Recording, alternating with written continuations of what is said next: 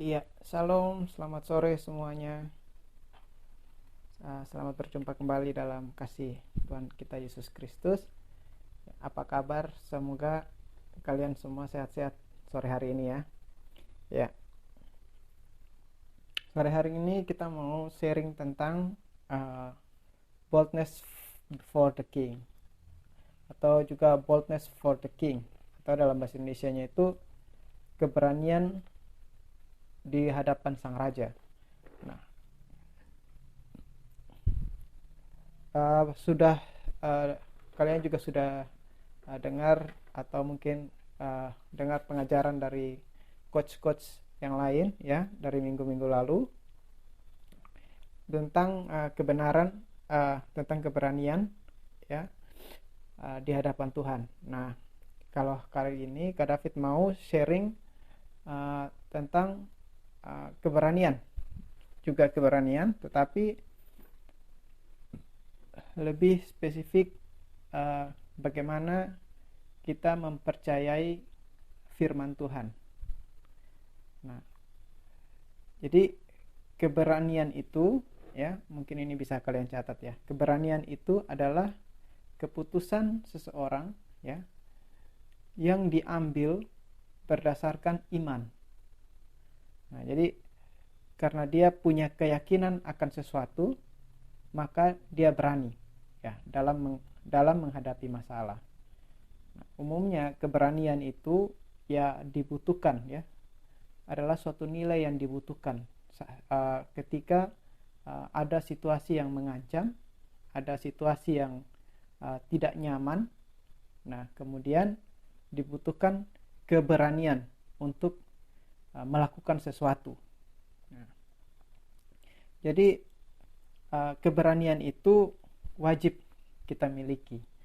Nah, terutama sebagai anak-anak Tuhan, kita dituntut untuk berani dalam menghadapi apapun, tantangan apapun. Nah, hidup ini kan tidak akan semakin lebih mudah, tetapi akan semakin lebih menantang ya. Tidak menjadi ya, Kak David tidak sebut jadi lebih sulit, tetapi menjadi lebih menantang. Nah, kenapa? Karena itu berkaitan dengan sifat Tuhan kita. Nah, mari kita baca dulu di ayat tema kita itu di Kisah Para Rasul pasal 14 ayat yang ketiga. Nah, Kak David bacakan. Paulus dan Barnabas tinggal beberapa waktu lamanya di situ. Mereka mengajar dengan berani karena mereka percaya kepada Tuhan. Nah, itu di garis bawahi. Mereka mengajar dengan berani karena mereka percaya kepada Tuhan. Nah, dan Tuhan menguatkan berita tentang kasih karunia-Nya dengan mengaruniakan kepada mereka kuasa untuk mengadakan tanda-tanda dan mujizat-mujizat. Nah, jadi dari Kisah Para Rasul 14 ayat 3 ini kita lihat ada beberapa poin penting ya. Yaitu yang pertama tentang Paulus dan Barnabas yang berani memberitakan firman Tuhan. Nah, kenapa? Karena mereka mempercayai Tuhan. Nah, mereka percaya kepada Tuhan. Jadi keberanian itu muncul karena ada dasar ya. Karena ada dasar, bukan karena hanya ada harapan, tetapi juga karena ada dasarnya. Nah, ketika orang diperhadapkan pada suatu situasi yang mungkin membingungkan atau tidak tahu harus mengambil keputusan apa dan sangat berisiko, nah itu dia punya secara otomatis otak kita mulai mengkalkulasi kira-kira kita punya kekuatannya seberapa, kelemahannya seberapa untuk mengambil setiap opsi yang bisa kita ambil. Nah, untuk mengambil setiap opsi ini kita butuh kalkulasi. Apakah kalau saya memutuskan untuk melakukan ini, risikonya apa? Dan kalau ada risikonya, seumpama risikonya besar, bagaimana dibandingkan dengan benefitnya? Nah, kayak begitu. Jadi orang itu kalau dia berani, ya, seorang yang pemberani, dia punya backing ya, atau punya dasar. Nah, baru dia melakukan sesuatu. Kalau tidak, itu disebut nekat. Nah, nekat itu kalau kita tidak punya kepastian tentang dasarnya kita itu apa, tetapi hajar aja dulu, nabrak aja dulu. Nah, nanti baru kita pikirkan apa yang akan terjadi. Nah, tidak seperti itu. Tetapi di sini dikatakan bahwa karena Paulus dan Barnabas itu percaya kepada Tuhan. Nah, firman Tuhan, Alkitab kita itu punya banyak contoh ya, punya banyak contoh tentang orang-orang yang mempercayai Tuhan. Nah, sebelumnya Kak David mau kasih tahu juga bahwa Tuhan itu ya, Tuhan itu disebut sebagai Bapa ya, disebut sebagai guru juga. Tuhan itu juga pelatih Ia. Nah, jadi otomatis sebagai anak-anaknya, nah Tuhan itu ingin membawa kita dari pengalaman kepada pengalaman ya, dari suatu pengetahuan kepada pengetahuan yang baru, sehingga membuat kita lebih mengenal ya. Yang pertama itu ada benefitnya untuk kita, bahwa kita itu menjadi semakin kuat, menjadi semakin hebat ya, menjadi lebih berpengalaman. Nah, di samping itu Tuhan juga memperkenalkan dirinya kepada kita. Nah, cara-cara Tuhan memperkenalkan dirinya kepada kita, mayoritas ya yang tercatat di Alkitab itu selalu melalui masalah atau tantangan. Nah, itu yang dihadapi oleh tokoh-tokoh Alkitab. Mereka mengenal Tuhan melalui masalah dan tantangan. Nah, suatu kali Musa ketemu Tuhan, lalu Musa bertanya, Tuhan, kalau bangsa Israel tanya, siapakah engkau? Siapa namamu? Apa yang harus saya jawab? Nah, yang menariknya Tuhan menjawab Musa seperti ini. Katakan kepada mereka bahwa aku adalah aku. Nah, I am who I am. Nah, jadi ibaratnya Tuhan mau bilang kepada Musa, aku ya aku. Nah, kalau mau tahu siapa namaku, ya dalam situasi apapun ya, dalam situasi apapun bagaimana kamu melihat aku dan bagaimana kamu mengenal aku, yaitu aku gitu. Makanya Tuhan itu punya banyak atribut atau banyak nama ya. Misalnya Tuhan itu penyembuh, Tuhan itu El Gibor ya, Tuhan itu El Parasim ya. Kemudian Tuhan itu punya banyak nama ya. Nah, bagaimana tokoh-tokoh ini mengenal Tuhan? Semuanya melalui tantangan, nah, semuanya melalui masalah. Dan Tuhan senang kalau memperkenalkan dirinya melalui tantangan dan masalah. Kenapa?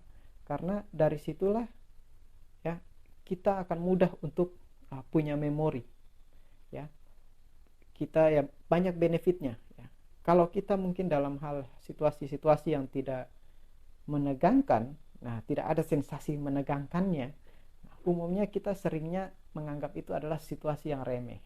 Nah, tetapi kalau kita ketemu dengan sebuah situasi yang menegangkan, nah apapun yang terjadi dalam situasi itu biasanya membekas dalam ingatan. Nah, jadi Tuhan itu sering menggunakan hal-hal, masalah-masalah dan tekanan-tekanan dan juga mungkin tantangan-tantangan untuk melatih kita, untuk memperkenalkan dirinya. Apa gunanya sih masalah ya? Nah, ketika Tuhan mau mengeluarkan nilai intrinsik seseorang, itu biasanya melalui masalah. Contoh, kalau Tuhan mau kita belajar tentang kasih misalnya. Nah, Tuhan akan bawa kita ketemu dengan orang-orang yang mungkin menjengkelkan ya, yang mungkin bikin kita emosi, mungkin mau bikin kita itu nyerah aja deh, pengennya membenci gitu. Nah, disitulah kita belajar tentang kasih. Atau mungkin kalau Tuhan mau kita itu mau kita tekun misalnya, nah Tuhan akan kirim masalah yang nggak bisa cepat selesai, tapi untuk menyelesaikannya itu ada butuh tahapan-tahapan dan mungkin membutuhkan waktu yang mungkin tidak sedikit. Nah, di situ Tuhan mau supaya kita lebih tekun, tetapi nanti akhirnya akan selesai. Nah, tantangan ya, masalah dan juga keberanian itu seperti dua sisi mata uang ya, tidak bisa terpisahkan. Nah, di mana ada tekanan, ada masalah, di situ butuh keberanian. Nah, kita orang-orang Indonesia ini adalah orang-orang yang berani ya, pemberani, dan sangat tidak suka untuk ditekan oleh masalah. Nah, ya sebenarnya naturalnya manusia juga seperti itu, tetapi kalau kita lihat baca sejarah bangsa Indonesia, selalu ketika tekanan muncul, ketika masalah ada, selalu ada tokoh-tokoh pemberani yang tampil ke depan untuk memimpin orang-orang di sekitarnya. Nah, kita nilai keberanian ini harus ada di dalam diri kita. Nah, tetapi kita juga harus tahu kenapa kita berani, ya kan? Nah, kenapa kita berani? Yang pertama, kalau belajar dari kasusnya Barnabas dan Paulus, nah, mereka berani karena punya dasar. Nah, Barnabas dan Paulus adalah orang yang benar-benar percaya pada apa yang Tuhan firmankan. Apakah kita seperti itu? Nah, jadi walaupun Tuhan itu tidak kelihatan, ya, walaupun ya, kan waktu zamannya Paulus memang sempat ketemu Tuhan tapi dalam penglihatan. Nah, kalau otomatis dalam penglihatan kan cuma Paulus yang lihat kan, orang lain tidak. Jadi apa yang Paulus percaya, Paulus memang percaya dengan sepenuh hati, tetapi orang lain kan tidak tahu. Nah, sehingga mereka itu jadi tidak percaya pada Paulus. Tetapi karena Paulus sudah melihat, punya keyakinan bahwa Tuhan yang mengutus dia itu adalah benar-benar Tuhan yang hidup, dan firman yang difirmankannya itu adalah firman yang benar, maka Paulus dengan yakin ya, dengan berani memberitakannya. Dan Paulus punya resiko dan Barnabas punya resiko, yaitu mereka dilempar ya, tidak dipercaya, ditolak dan segala macamnya. Tetapi Paulus dan Barnabas berani mengambil resiko itu karena Paulus dan Barnabas melihat bahwa yang pertama, Tuhan itu benar-benar nyata, benar-benar ada. Nah, kemudian bahwa untuk memperkenalkan Tuhan yang benar-benar ada dan benar-benar nyata, ini harus ada orang yang speak up, berani speak up. Nah, kemudian akhirnya Tuhan pun memperkenalkan dirinya melalui tanda-tanda dan mujizat-mujizat melalui pelayanan Paulus, sehingga orang itu percaya bahwa oh ya, apa yang dikatakan oleh Paulus dan Barnabas itu benar. Nah, tetapi sebelum itu tantangan untuk Paulus dan Barnabas adalah menumbuhkan keberanian dalam diri mereka, ya. Karena begini, seperti yang Kak David bilang tadi di awal bahwa keberanian itu adalah sikap, ya, sikap yang timbul karena iman, karena punya keyakinan akan sesuatu. Nah, sesuatu yang namanya juga iman, ya. Iman itu yang pertama disebut iman, ya, disebut iman karena ada dasarnya. Kalau tidak ada dasarnya itu bukan disebut iman, ya. Nah, disebut iman karena ada dasarnya. Dan otomatis ini kan belum terjadi, masih dalam keyakinan kita. Nah, tapi Tuhan bilang pasti akan terjadi seperti itu. Contohnya kayak misalnya, waktu Tuhan Yesus omong kayak ke Maria dan Marta tentang saudaranya Lazarus yang meninggal. Tenang aja Maria, nanti dia akan hidup. Lazarus itu masih hidup kok. Nah, itu iman. Nah, kemudian Marianya nggak percaya. Marianya bilang, iya nanti dia akan hidup, dia akan bangkit pada hari-hari terakhir, ya, pada hari kiamat. Nah, tapi Yesus bilang, enggak, kalau kamu percaya, kamu akan melihat. Nah, akhirnya Maria percaya dan Yesus memanggil keluar Lazarus. Nah, kemudian itu juga contoh sama kayak Paulus dan Barnabas ini. Jadi mereka itu punya situasi yang menegangkan di mana mereka memang yakin dengan apa yang mereka katakan, tetapi di antara orang-orang yang tidak mengenal Tuhan, ya, itu membutuhkan sebuah keberanian untuk berbicara. Nah, tantangan mereka waktu itu adalah mereka adalah orang-orang Yahudi. Nah, orang-orang Yahudi ini sudah tersebar di mana-mana. Kemudian mereka muncullah kelompok Paulus ini yang mengajar tentang Mesias. Nah, Mesias yang mana waktu itu mereka bilang belum ada, tetapi Paulus dan Barnabas mengatakan bahwa Mesias itu sudah datang. Nah, kemudian namanya Yesus dan segala macamnya. Nah, tetapi apa ya? Tapi apa yang membuat akhirnya Paulus dan Silas ini bisa melihat bahwa keberanian mereka itu punya hasil, ya, yaitu dengan Tuhan meneguhkan firman-Nya, Tuhan menunjukkan Tuhan menunjukkan mujizat-mujizatnya. Nah, Tuhan menunjukkan tanda-tanda. Nah, sehingga orang itu bisa percaya, oh, ternyata apa yang dikatakan oleh Paulus dan Barnabas itu benar. Nah, itu tantangan Barnabas dan Paulus di zaman itu. Nah, tantangan kita ya adalah mempercayai setiap firman Tuhan dalam setiap situasi kita. Nah, dalam segala situasi apapun yang kita hadapi. Nah, makanya Kak David tadi pagi kasih PR nih, bahwa coba kalian sebut salah satu tokoh Alkitab. Karena di Alkitab itu punya banyak tokoh ya yang mencontohkan tentang keberanian. Keberanian bukan sekedar berani untuk menentang sebuah ketidakadilan atau menentang sebuah penindasan atau apapun, tetapi juga tokoh-tokoh yang tampil dengan berani dan mereka itu mempercayai apa yang Tuhan katakan. Nah, karena apa yang Tuhan katakan itu Tuhan itu tidak kelihatan. Nah, sehingga dalam taraf iman mereka percaya. Orang yang percaya adalah orang yang akan melihat. Kak David kasih contoh. Satu kali Yosafat. Nah, sering Kak David kasih contoh tentang Yosafat. Karena ketegangan yang dialami oleh Yosafat itu luar biasa. Tetapi Tuhan bilang begini bahwa nanti aku akan tolong. Kamu tidak perlu berperang, aku yang berperang. Nah, apakah itu kalau kalian di situasi tersebut bisa untuk berpikir jernih, gitu kan? Nah, bisa untuk berpikir dengan baik situasi hidup mati dan dikepung oleh hampir jutaan tentara. Nah, apa yang bisa kalian lakukan? Secara jumlah kalah, kekuatan kalah. Nah, satu-satunya jalan keluar adalah mempercayai ucapan Nabi Tuhan bahwa mereka tidak akan berperang, tetapi Tuhan yang akan berperang ganti mereka. Nah, sebagai tanda bahwa Yosafat percaya, Yosafat turun ke medan perang.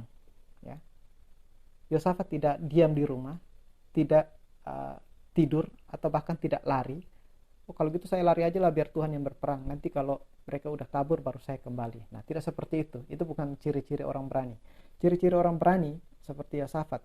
Nah, mereka turun ke medan perang dengan segala perlengkapan perangnya, tahu bahwa kalau kontak fisik pasti kalah, ya, tetapi mereka percaya.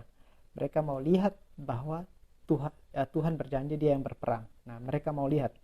Nah, apa yang dilakukan oleh Yosafat? Ya, nyanyi aja, memuji Tuhan aja.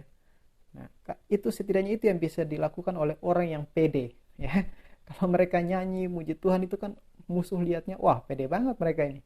Sudah tahu ini kayaknya mereka akan mati, tetapi wah pede banget, ini kayaknya mereka benar-benar menantang nih. Nah, tak masalah sering seperti itu ya. Masalah itu kalau belum menegangkan itu belum masalah namanya. Nah, oleh sebab itu makanya Tuhan membawa orang ya, membawa tokoh-tokoh Alkitab ini, mereka punya sebuah masalah spesifik ya yang di Alkitab ini ditulis untuk menjadi inspirasi bagi kita. Nah, Alkitab itu kan Tuhan selalu ngomong jangan takut. Nah, jangan takut dasarnya apa? Ya, dasarnya karena Tuhan itu penjamin. Ya, Tuhan yang menjamin. Tuhan itu raja. Nah, raja kalau perintahkan apa, berarti kekuatannya itu dia sudah tahu bahwa dia akan mampu untuk melakukan itu. Kita sebagai orang-orang yang percaya, tinggal mempercayainya saja. Nah, tetapi kalau di zaman modern seperti sekarang ini agak sulit. Ya, bukan sulit dalam hal apa ya? Sebenarnya tidak sulit juga, tetapi Tuhan berusaha untuk meyakinkan kita karena masalah yang kita hadapi ya umumnya ya masalah-masalah yang tidak lagi seperti zaman dulu yang seperti masalah perang lah, kemudian akan disiksa, dilempari batu ya, masalah hidup mati. Nah, masalah kita mungkin masalahnya lain, berbeda ya. Bukan lagi masalah antara satu orang dengan orang yang lain atau apa, memang masih ada, tapi masalah yang lebih adalah seperti tekanan-tekanan hidup. Nah, contoh kalian yang masih sekolah ya. Kalian yang masih sekolah juga punya masalah. Nah, baru-baru ini pasti banyak yang kalau yang lulus sekolah berpikir tentang bagaimana saya akan kuliah, di mana saya akan kuliah, bagaimana kondisi ekonomi keluarga, keuangan keluarga kalau saya kuliah, kemudian apakah saya mampu untuk melaksanakan kepercayaan orang tua kalau saya kuliah. Nah, itu adalah tantangan-tantangan ya, bagi anak-anak muda seperti itu, tantangannya itu. Nah, kemudian kemarin lagi Kak David dapat kesaksian dari seorang teman kalau rupanya dia punya adik ya, yang dengan kesadaran sendiri ikut judi online, kemudian lakukan pinjaman online banyak sehingga punya hutang di mana-mana. Nah, sekarang orang mulai nagih nih. Nah, lalu sudah tidak mampu membayar. Sekarang masalahnya adalah hidup mereka terjepit. Nah, walaupun dalam situasi yang mungkin itu masalah yang ditimbulkan oleh mereka sendiri. Ya, kita bisa lihat kalau dari ceritanya, ini kan kalian mencari masalah nih namanya. Secara sadar mencari masalah. Nah, walaupun Tuhan sudah menegur ya dengan masalah-masalah sebelumnya, tetapi mungkin keras kepala karena berpikir bahwa judi itu pokoknya dapat uang gampang dan segala macamnya. Mungkin kali ini kalah, lain kali menang, lalu coba lagi, pinjam uang sana sini untuk mencoba. Nah, akhirnya terlilit hutang, dan hutangnya itu bahkan sudah ratusan juta yang juga memberatkan saudara-saudara dan orang tuanya. Nah, dalam hal-hal seperti ini pun apakah kalian masih bisa mempercayai firman Tuhan, mempercayai janji Tuhan bahwa hidup itu lebih berharga? Nah, sama seperti katanya Yesus bahwa burung pipit di udara aja saya pelihara, apalagi kamu, karena hidup kalian itu lebih berharga. Nah, hidup itu lebih berharga. Nah, lihat bunga bakung di ladang, tidak meminta, tetapi pakaiannya indah-indah, warnanya bagus-bagus. Salomo dalam kemegahannya bahkan tidak berpakaian semegah itu. Nah, apakah kalian bisa percaya bahwa Tuhan akan mendandani hidup kalian? Nah, keberanian untuk percaya ini membutuhkan dasar. Nah, dasar kita itu apa? Firman Tuhan. Nah, dasar tokoh-tokoh Alkitab dalam tokoh-tokoh yang dicatat dalam Alkitab itu apa? Ya, firman Tuhan. Mereka percaya pada apa yang Tuhan katakan. Daud, Daniel, ya. Daniel malah unik, ya. Disuruh menyembah patung, ya, menyembah patung raja. Daniel menolak, dilempar ke gua singa. Tetapi dia percaya bahwa Tuhan itu punya kuasa, ya, berkuasa atas segala sesuatu. Ya, di samping Daniel juga tahu triknya menghadapi hewan buas, menghadapi singa. Nah, Kak David pernah nonton cara menghadapi hewan buas atau seperti singa, kemudian harimau, macan. Bagaimana caranya? Nah, gampang, jangan lari. Gitu aja. Dan berhadapan muka dengan hewan buas itu. Nah, kalau kita berhadapan muka dengan muka, bukan pasang punggung, maka hewannya yang akan mundur. Nah, itu tips dari praktisi yang sudah berpuluh-puluh tahun bergaul dengan hewan buas. Nah, kalau kita kan umumnya kalau ketemu kayak begitu otomatis balik lari. Nah, Daniel tidak lari. Daniel turun ke gua singa dan dia hadapi singanya. Singanya nggak berani ngapa-ngapain dia. Nah, Sadrak, Mesak, dan Abednego ditantang untuk hanya boleh menyembah raja. Tetapi bahkan mereka bilang bahwa kami punya keyakinan, ya, bahwa Tuhan yang kami sembah akan menolong kami. Dan kalaupun dia tidak menolong kami tidak akan menyembah patung Tuanku Raja.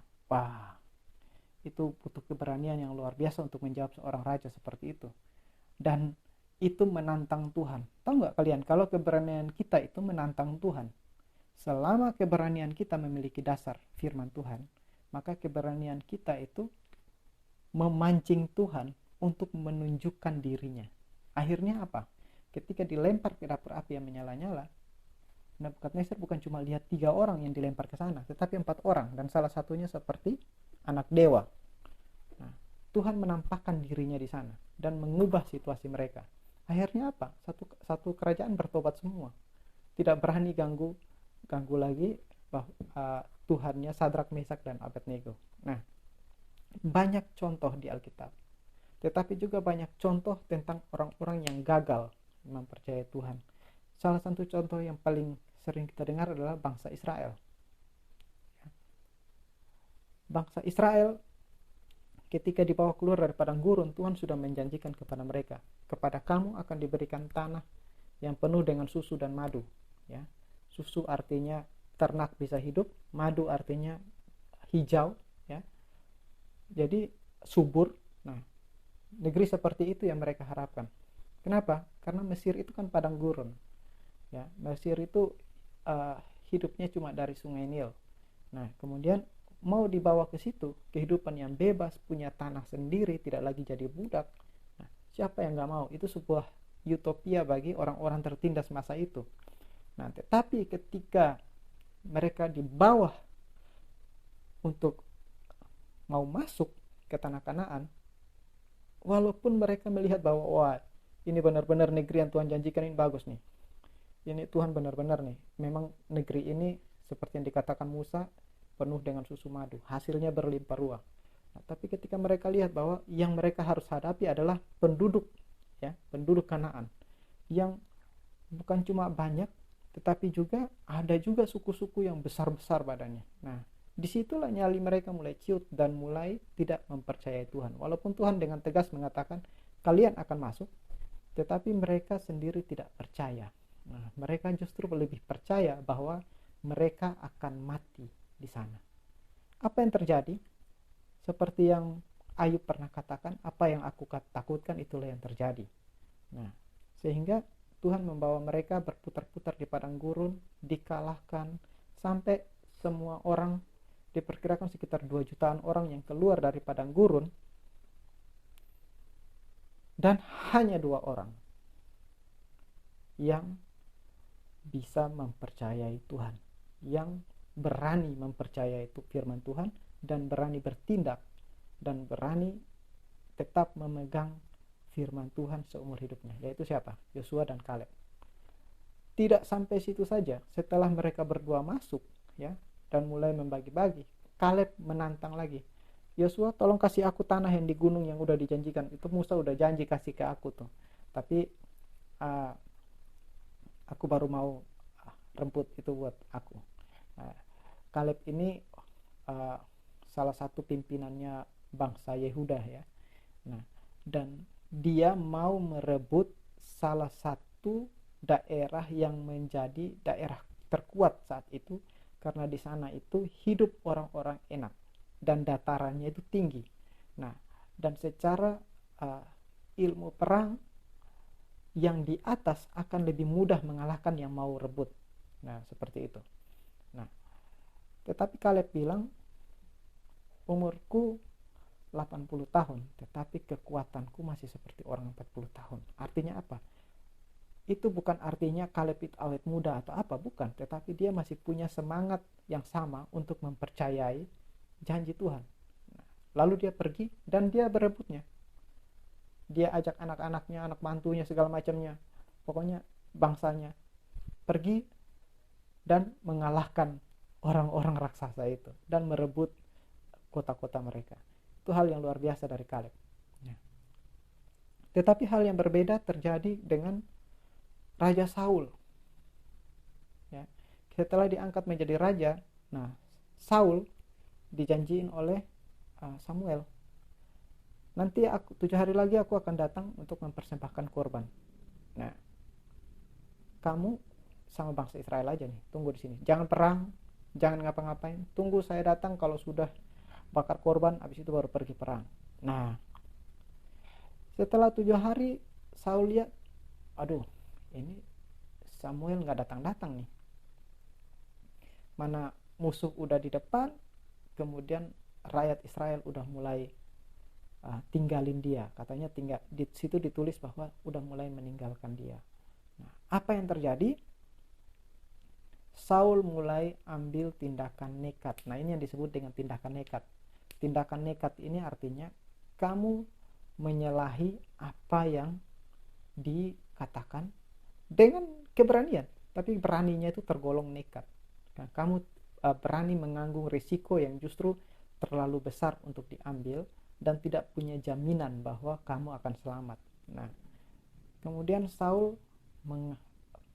mulai tidak mempercayai perkataan Samuel, lalu membakar korban. Setelah dia membakar korban, Samuel datang menegur dia dan mengatakan, mulai sekarang tongkat pemerintahan Tuhan sudah menolak kamu dan Tuhan sudah memilih orang lain. Nah, otomatis saat itu juga Saul mulai ditolak oleh Tuhan. Dan kalian bisa baca selanjutnya kisah hidup Saul itu akhirnya semakin redup. Nah, berbeda dengan Daud. Nah, Daud juga menghadapi tantangan. Tantangan Daud saat itu tidak lebih kecil nilainya dengan tantangan kalian saat ini. Ya. Tidak lebih, ya mirip-mirip menegangkannya mungkin ya, sesuai dengan kapasitasnya. Hanya bedanya Daud waktu itu masih zaman bunuh-bunuhan antar bangsa. Nah, zaman perang. Jadi dalam hal itu butuh kapasitas orang yang berani untuk berperang, berani untuk membunuh. Nah, Daud ya diajari oleh Tuhan dengan tekun di padang sambil menggembalakan domba. Belajar apa sih? Belajar lawan hewan-hewan buas, ya.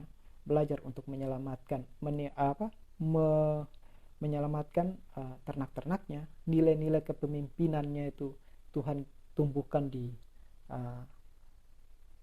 padang di saat tidak ada seorang pun yang lain, dia dan domba-dombanya saja. Kemudian keberaniannya juga ditempa di sana, ketekunannya, kemudian cara dia memandang Tuhan, ya. Mazmur 2 seperti yang tertulis dalam Mazmur 23, ya, cara dia menilai Tuhan, punya waktu dengan Tuhan dan segala macamnya, menumbuhkan nilai-nilai kualitas seorang pria sejati, ya, di padang gurun, di padang tempat dia mengembalakan kambing dombanya. Nah, sampai pada saat dia kebetulan mengantar makanan dan mendengar sebuah tantangan dari orang yang bernama Goliat. Nah, keberanian, ya, Daud itu menjadi istimewa karena saat itu situasi semua bangsa Israel itu lagi dalam ketakutan. Bahkan Raja Saul itu adalah raja yang menonjol di antara orang-orang Israel lain. Jadi dia tuh, kalau orang Israel pada ngumpul baris-baris gitu, Saul itu lebih tinggi. Rata-rata tingginya orang yang paling tinggi itu sebahunya Saul. Nah, dikatakan seperti itu. Jadi Saul itu juga tinggi, bukan pendek, ya. Tapi Daud waktu itu masih anak-anak muda, ya. Mungkin masih 15, 16, 17 tahun lah, ya. Nah, kemudian ketika semua orang mulai takut, nah, ada satu anak muda yang mendengarkan selama ini pengajaran-pengajaran tentang siapa itu Allah Israel, Allah Yakub, Allah Israel, ya, mendengar tentang kisah Yosua dan Yakub, Kaleb, ya, tentang bagaimana Tuhan itu membawa mereka mengalahkan musuh-musuh mereka, dan mereka yang percaya kepada firman Tuhan dan mereka melihat hasilnya.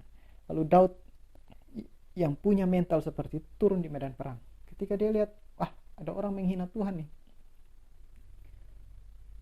dia ingat firman Tuhan. Wah, ini orang kurang ajar, pokoknya harus dihajar. Lalu dia turun ke medan perang. Punya pengalaman combat 1 lawan 1 dengan manusia lawan manusia. Daud tidak punya. Daud berhadapan dengan hewan. Nah, hewan ini kan gak punya otak. Nah, yang penting mereka menyerang aja dan Daud bisa mengalahkan mereka. Nah, tetapi kali ini Daud harus berhadapan dengan seorang ahli perang yang punya keunikan luar biasa dan punya kelebihan yang sangat luar biasa, ya. menghadapi situasi seperti itu, bagaimana kira-kira kalau kalian ada di situasinya Daud? Apakah kalian akan, wah, Saul aja nggak berani apalagi saya, gitu kan? Raja, pemimpinnya aja nggak berani apalagi saya, siapa saya? Nah, atau wah, kayaknya ada yang harus diberi pelajaran nih. Nah, jadi kalau orang lain waktu itu melihat, wah, Goliat itu kok, aduh, besar sekali dia, terlalu besar untuk kami lawan. Nah, Daud malah melihatnya, ini kayaknya terlalu besar untuk meleset nih. Ini pasti kena ini kalau saya hantam nih dengan batu. Nah, Daud saat itu kan senjatanya cuma satu, ya, ketapelnya dia. Nah, jadi wah, Daud maju. Lalu Daud Goliat menantang, mengatakan bahwa kamu pikir aku ini anjing, kamu datang dengan tongkat dan batu kayak begitu. Nah, tapi Daud bilang, ya aku datang dengan batu, tapi dengan nama Allah yang maha tinggi, kamu akan aku putuskan kepalanya. Nah, kemudian satu lemparan dari Daud dan diarahkan tepat pada dahi, tewas. Nah, Tuhan membutuhkan orang-orang yang punya keberanian seperti ini untuk melangkah. Kalau masalahnya datang kepada kalian, kira-kira gimana sikap kalian? Apakah kalian akan percaya? Nah, Kak David punya pengalaman-pengalaman ada di dalam satu situasi yang menakutkan. Otomatis itu subjektif, ya. Tetapi bagi Kak David sendiri adalah situasi-situasi yang mengancam. Nah, situasi-situasi yang membutuhkan kalau kecil kekuatanmu, kamu lari. Nah, tetapi Kak David selalu belajar dari tokoh-tokoh Alkitab ini, ya, bahwa sesulit apapun masalah, sesulit apapun tantangan, ya, jangan pernah bergerak dari tempatmu.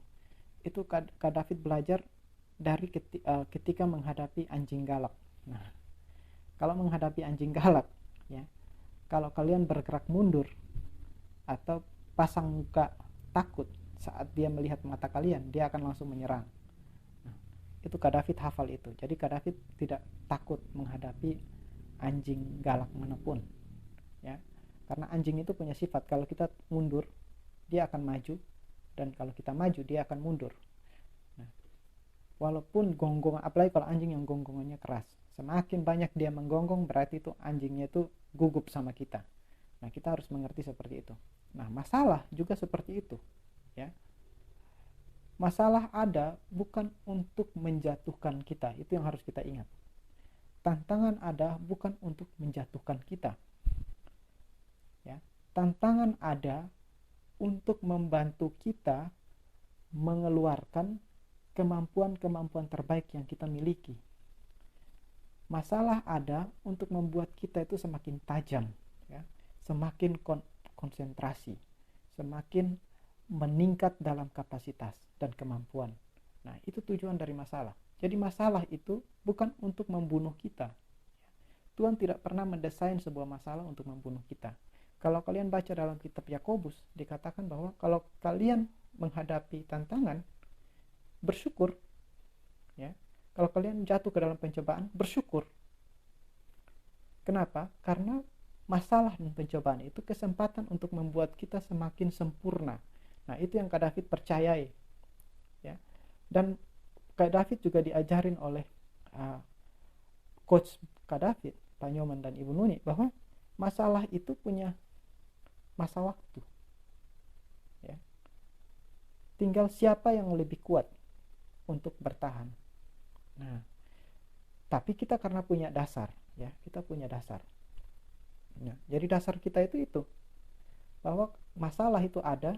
Tuhan bilang masalah, firman Tuhan mengatakan, yes, masalah itu ada untuk menyempurnakan kita, membuat kita semakin tekun, membuat kita semakin sempurna, ya, bukan untuk membunuh kita. Yang kedua, berikut adalah bahwa masalah yang kita hadapi tidak pernah melebihi kekuatan kita. Artinya apa? Jangan-jangan cara kita melihat diri kita itu yang salah, gitu. Jangan sampai cara kita melihat kemampuan kita keliru. Nah,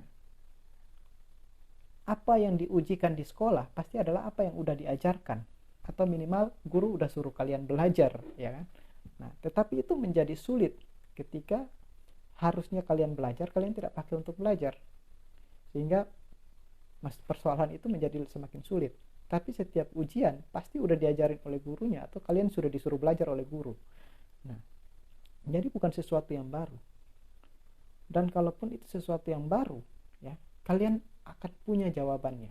Nah, Tuhan itu melalui masalah itu ingin menunjukkan siapa dirinya kepada kita. Semakin terasa terancam kita, itu semakin Tuhan itu ingin menunjukkan sesuatu yang lebih besar kepada kita. Kalian akan melihat mujizat, kalian akan melihat tanda-tanda, ya, dan kalian akan melihat bahwa sekuat apapun kalian diterpa oleh badai masalah, kalian akan tetap berdiri teguh. Nah, itu kualitas yang jarang ada di anak-anak zaman sekarang. Kenapa? Sedikit kena masalah mewek, menangis, butuh healing dan segala macamnya. Hobinya lari dari masalah, ya, tidak pernah berani untuk menghadapi masalah. Nah, itu kalian harus melihat kembali diri kalian itu, bahwa diri kalian itu bukan selemah itu. Kalian punya kemampuan yang terbaik yang belum kalian keluarkan. Nah, ketika Tuhan menginginkan kita mengeluarkan sesuatu, itu artinya Tuhan melihat hal tersebut ada pada kita. Ya kan? Nah, sehingga cukup kita keluarkan, taat kepada Tuhan dan percaya pada apa yang Dia katakan. Nah, niscaya kita akan sama seperti Paulus dan Barnabas. Tuhan akan menguatkan apa yang mereka imani dengan tanda-tanda dan mujizat-mujizat. Nah, kalau kalian mau lihat mujizat, kalian harus masuk masalah dulu. Nah, Tuhan ingin kita itu menjadi saksi. Apa sih saksi? Nah, ini banyak orang keliru. Saksi itu tidak mengatakan apa yang mereka rasakan. Ya. Saksi tidak boleh mengatakan apa yang mereka rasakan. Saksi hanya mengatakan apa yang mereka lihat dan mereka dengar. Nah, dan Tuhan, ya, dan Tuhan tidak mau orang lain yang kalian lihat orang lain lalu kalian menyaksikan tentang orang lain. Allah, itu Tuhan gak pengen seperti itu. Tuhan maunya kalian lihat dengan mata kepala sendiri dalam hidup kalian. Nah, itu baru berkesan. Nah, jadi kalau orang kesaksian, ya saya merasa Tuhan sangat baik ya, tahun ini saya tidak sakit, saya tidak apa ya. Semua orang juga mengalami itu, banyak orang juga mengalami itu, orang-orang tidak percaya juga mengalami itu, ya. Tetapi Tuhan mau bawa kalian ini ke dalam masalah, ya. Tuhan mau bawa kalian dalam masalah, dan setiap pahlawan muncul dari dalam masalah. Jangan lupa itu. Semua orang kuat lahir dari masalah. No pain, no gain, ya. Yusuf muncul dari masalah suatu bangsa, dan dia jadi orang yang menyelesaikan masalah suatu bangsa, punya visi yang besar. Daniel, ya, muncul dari dalam masalah. Dia itu muncul dari ketika mulai dari tantangan yang pertama, makan, yang lain makan makanan raja, Daniel sendiri menolak, ya, mau cuma makan sayur sama minum air. Lalu akhirnya muncul, lalu tiba-tiba raja punya mimpi. Nah, disitu udah bikin masalah. Raja bilang, nah ini yang lucu, Daniel ini kayak begini nih, ini rajanya luar biasa, ya. Rajanya bilang begini, saya nggak mau cerita mimpi, pokoknya kamu harus kasih tahu saya punya mimpi apa dan artinya apa. Nah, kalau misalnya biasanya cewek-cewek nih ya, biasanya ya kan, dia kan nggak mau menunjukkan saya lagi perasaannya kayak apa, dia nggak mau mengatakan perasaannya seperti apa. Nah, kita yang cowok-cowok ini disuruh menebak sendirilah, cari tahu dong, ya kan, perhatian dong. Makanya kemudian cari tahu dong masalahnya apa gitu kan, harus tahu dong apa yang aku rasain. Nah, kalau ini Raja Nebukadnezar lebih sadis lagi, dia mimpi, dia nggak mau kasih tahu mimpi, dan dia suruh orang lain harus kasih tahu dia mimpi apa plus artinya. Ya, pada protes lah orang-orang pintar di kerajaannya dia, bahkan orang-orang yang ahli-ahli nujumnya pun dipanggil, tidak ada yang bisa jawab. Sampai mereka bilang gini, raja, di mana-mana itu aturannya kasih tahu dulu itu mimpinya, nanti terus kita artikan mimpinya. Raja bilang, enak aja, kalau saya kasih tahu kan nanti kamu bisa bikin arti-arti yang aneh-aneh, ya kan. Nah, tapi saya mau tahu nih, ini tantangannya menarik.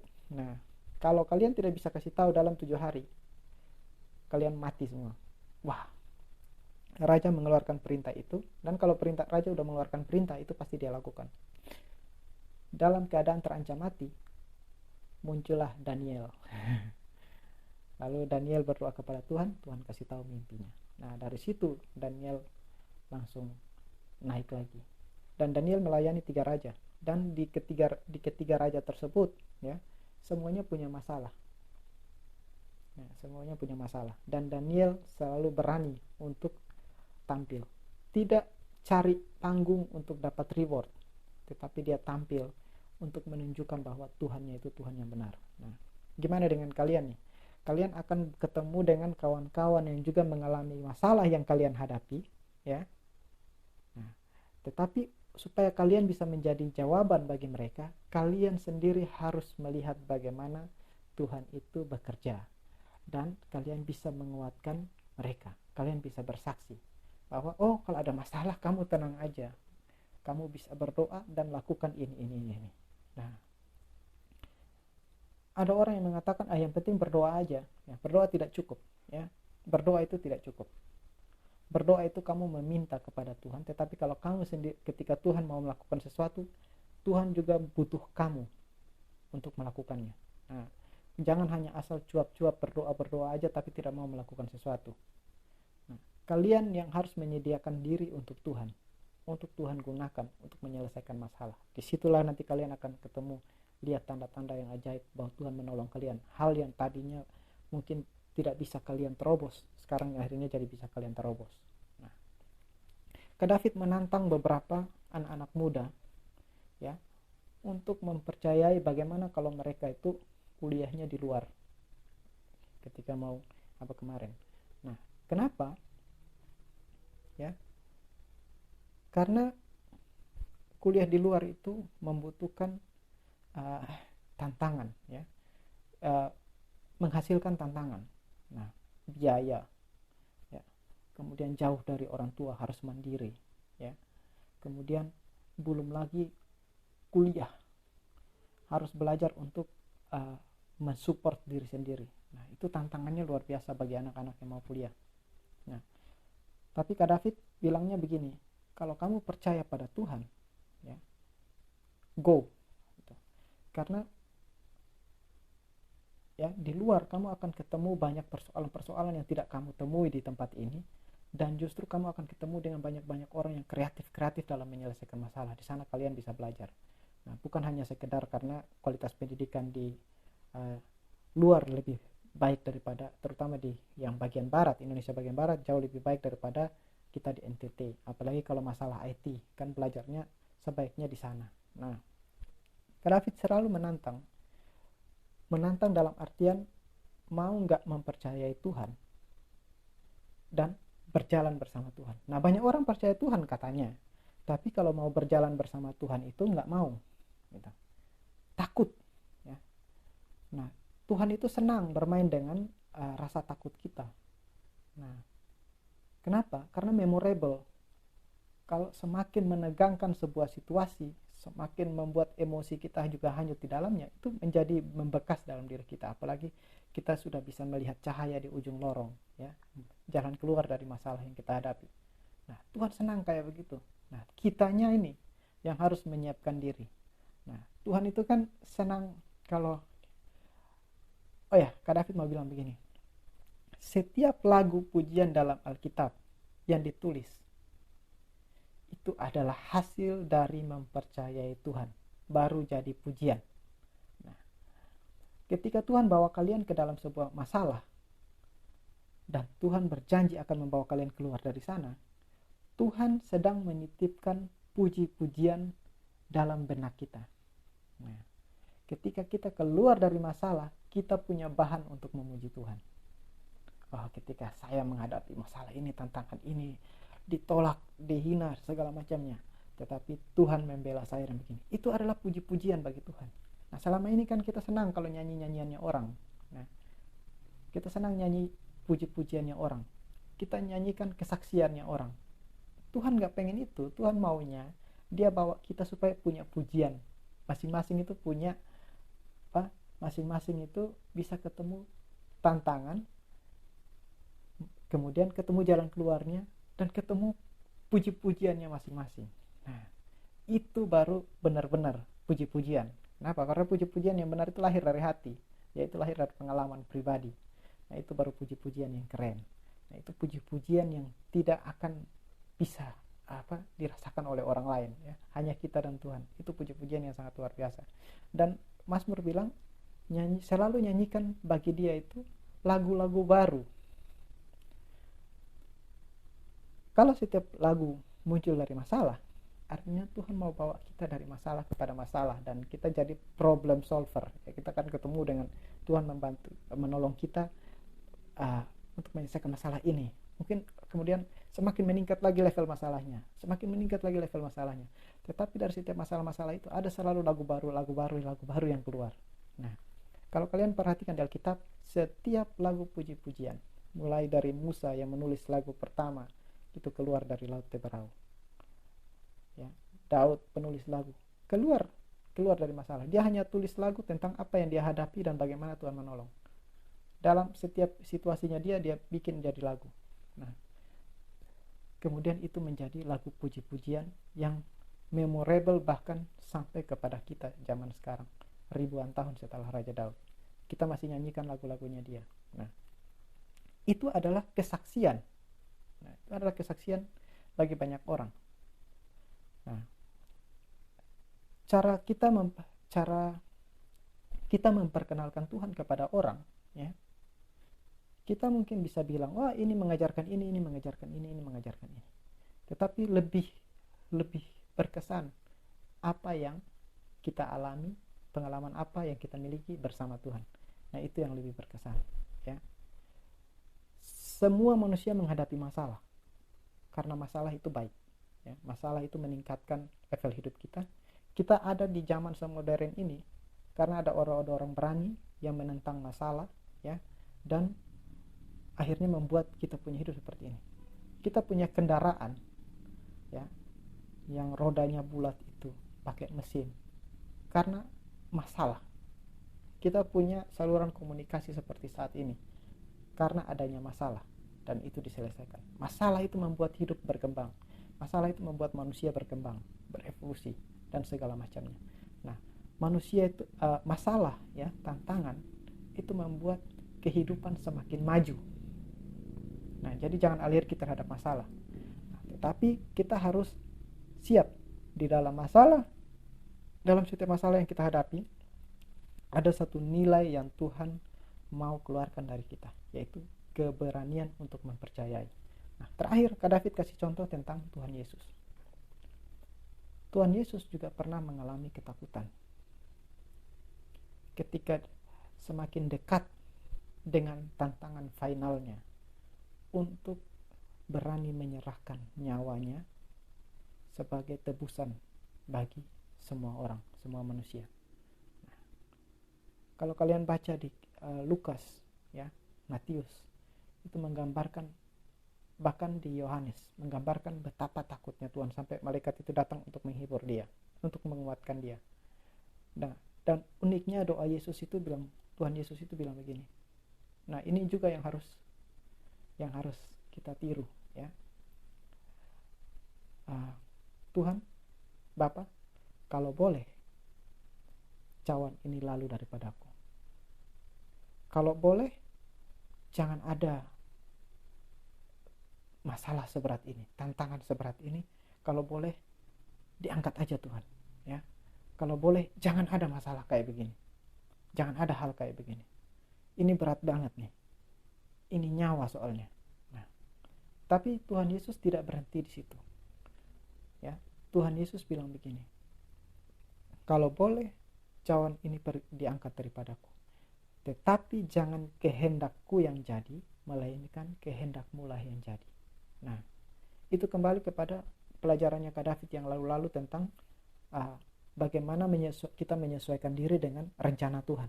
Karena Tuhan itu udah punya rencana, dan Tuhan akan melakukan apa yang Dia rencanakan, ya. Kita boleh punya rencana, tapi kalau Tuhan bertentangan dengan rencananya Tuhan, rencananya kita dilibas, rencananya kita tidak penting untuk kita untuk mengetahui rencananya Tuhan, ya, supaya kita bisa mengambil peran di dalamnya.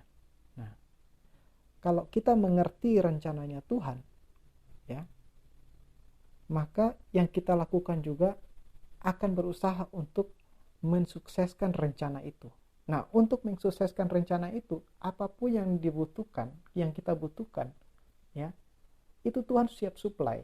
Nah, tetapi kalau kita pasang rencana kita, kemudian minta Tuhan supply, ya Tuhan nggak mau, nggak mungkin mau. Nah, banyak kali apa yang kita doakan itu, Tuhan saya minta ini, minta ini, minta ini. Tetapi itu bukan yang Tuhan ingin kita miliki gitu. Karena kita mau pakai itu untuk rancangannya kita sendiri pribadi, bukan untuk rancangannya Tuhan. Nah, sehingga negara itu pemerintah kita itu tidak berkewajiban ya untuk mendanai itu atau mensuplai itu. Nah, kayak begitu.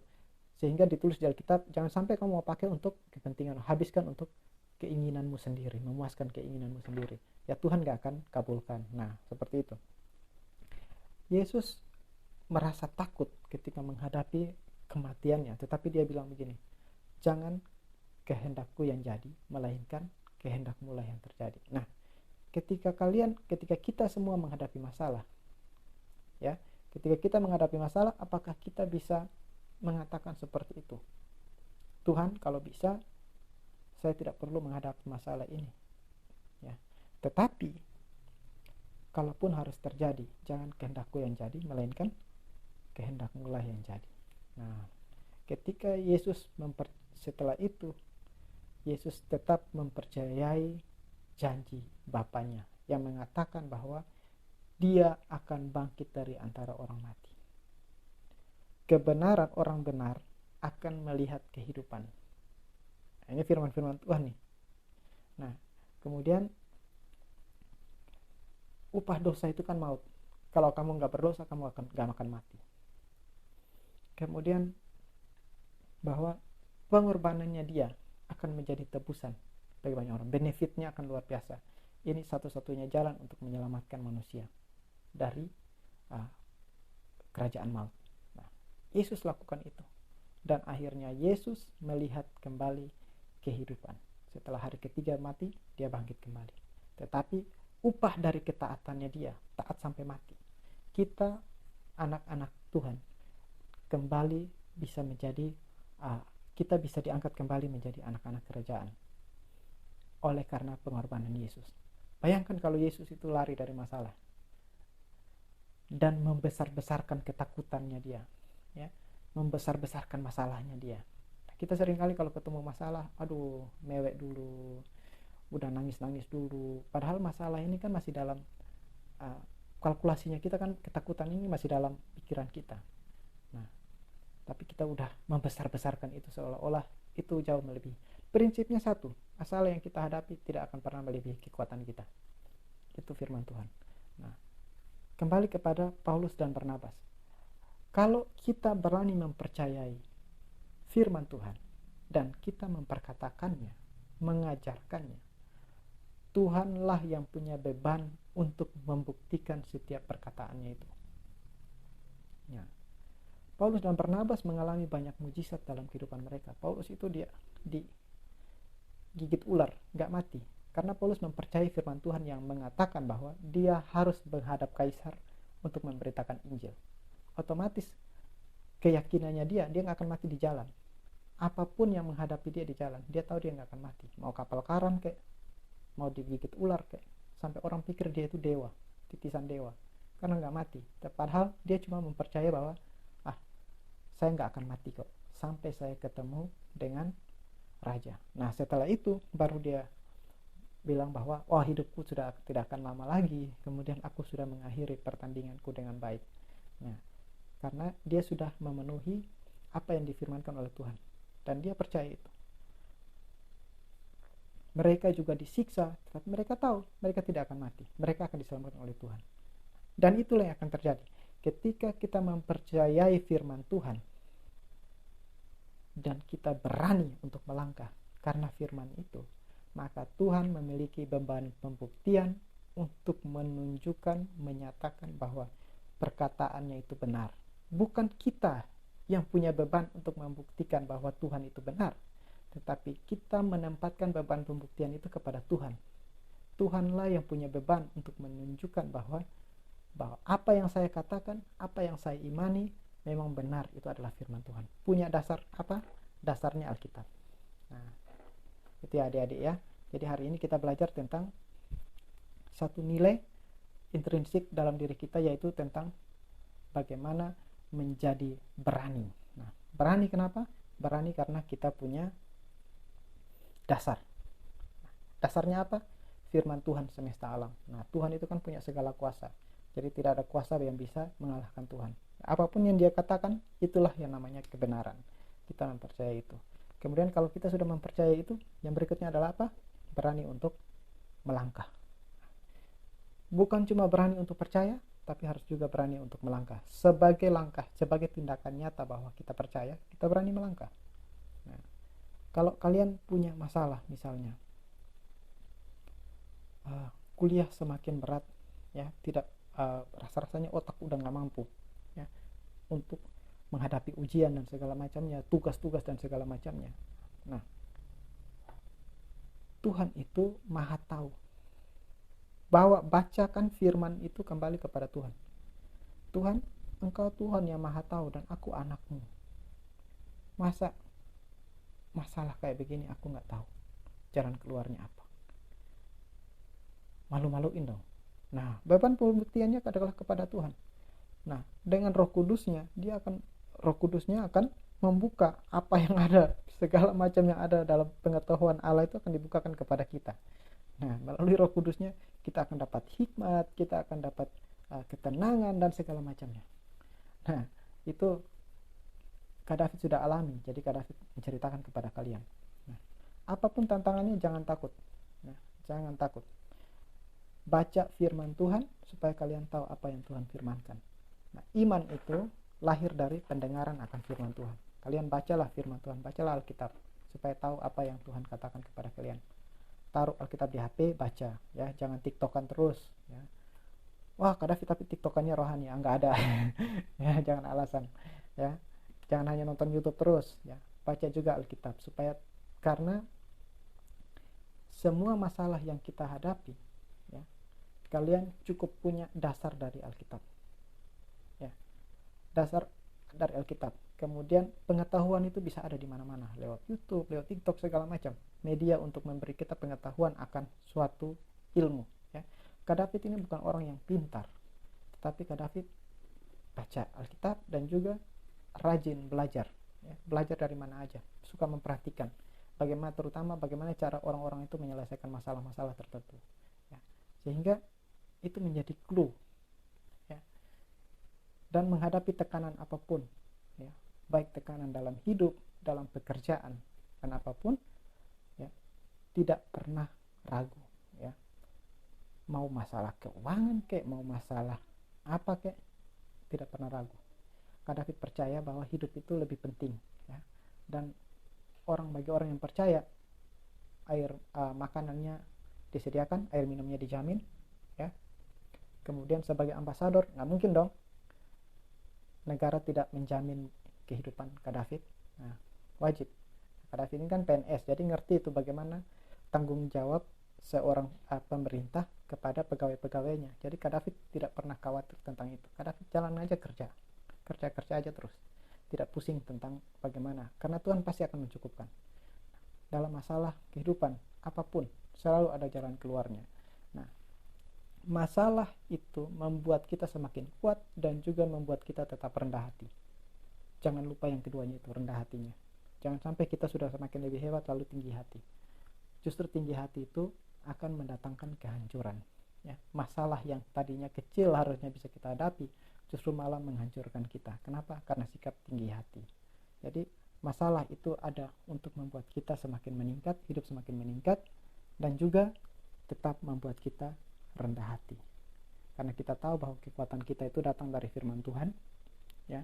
Kita itu ditolong oleh Tuhan, dan puji Tuhan, Tuhan itu meneguhkan firman-Nya melalui tanda-tanda dan mujizat-mujizat, sehingga kita tidak dipermalukan. Oke, sampai di sini firman Tuhan pada sore hari ini. Dan sebelum kita akhiri, mari kita berdoa.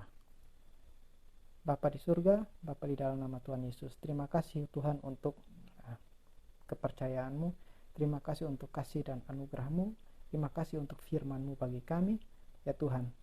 Terima kasih untuk kebaikan Tuhan, pengajaran-pengajaran, ya Roh Kudus, terima kasih. Terima kasih karena Engkau mengajarkan kami untuk berani mempercayai firman-Mu dan berani untuk melangkah dalam firman-Mu. Kami tahu bahwa ketika kami dengan berani memperkatakan firman Tuhan, maka Engkau akan dengan setia menunjukkan tanda-tanda dan mujizat-mujizat, dan Engkau akan menjamin firman-Mu untuk menjadi nyata. Engkau akan membuktikan diri-Mu kepada kami, memperkenalkan diri-Mu kepada kami dalam masalah apapun yang kami hadapi, dalam tantangan apapun yang harus kami lewati. Kami percaya bersama dengan Engkau, kami mampu. Terima kasih ya Tuhan, karena Engkau melatih kami menjadi orang yang meningkat, menjadi orang yang lebih baik, memberikan kepada kami pengetahuan-pengetahuan yang baru, memberikan kepada kami puji-pujian yang baru, dan biarlah segala hormat, pujian, dan kemuliaan hanya bagi nama-Mu ya Tuhan. Ajarkan kami untuk tetap kuat dan teguh dalam menghadapi apapun. Kami tahu bahwa masalah ini tidak pernah melebihi kekuatan kami, dan kami tahu bahwa kami akan menyelesaikannya bersama-sama dengan Engkau ya Tuhan. Terima kasih ya Bapak, kami mau terbang tinggi bersama Engkau. Jaga lindungi anak-anak roket ini ya Bapak. Biarlah mereka melihat dengan mata kepala sendiri betapa Tuhan menyertai mereka, melindungi mereka, menjadi Allah yang teguh bagi mereka, penerobos bagi mereka, Allah yang sumber segala pengetahuan, sumber segala hikmat dan akal budi, sumber segala pengertian, Allah yang hebat dalam menyelesaikan segala sesuatu, segala masalah, Raja yang kekal, penasihat yang ajaib bagi kami semua. Terima kasih ya Tuhan, terima kasih. Berkati juga coach-coach yang mengajar dalam keluarga mereka, Tuhan memberkati. Berkati juga ke orang tua kami yang mendukung kami dalam pendidikan, sehingga mereka dikuatkan senantiasa percaya kepada Engkau, dan juga mampu untuk mendukung kami, menyokong kami untuk menyelesaikan rancangan Tuhan dalam kehidupan kami. Terima kasih, jaga lindungi mereka dan kesehatan daripada Engkau ya Bapa. Tuhan, dalam situasi tantangan seperti apapun kami tahu Engkau tidak pernah meninggalkan kami. Terpujilah nama-Mu ya Bapa. Di dalam nama Yesus kami berdoa buat Bapak Gembala dan Ibu Gembala. Tuhan Yesus menyertai dan memberkati. Dalam keluarga Tuhan menyertai dan memberkati, dan terutama juga dalam pelayanan. Biarlah melalui mereka banyak jiwa diselamatkan dan juga menjadi inspirasi bagi kami semua ya Bapa. Terima kasih ya Tuhan. Dalam nama Yesus kami berdoa dan mengucap syukur. Haleluya. Amin. Ya. Oke, selamat malam dan juga sampai jumpa lagi. Tuhan Yesus memberkati. Bye.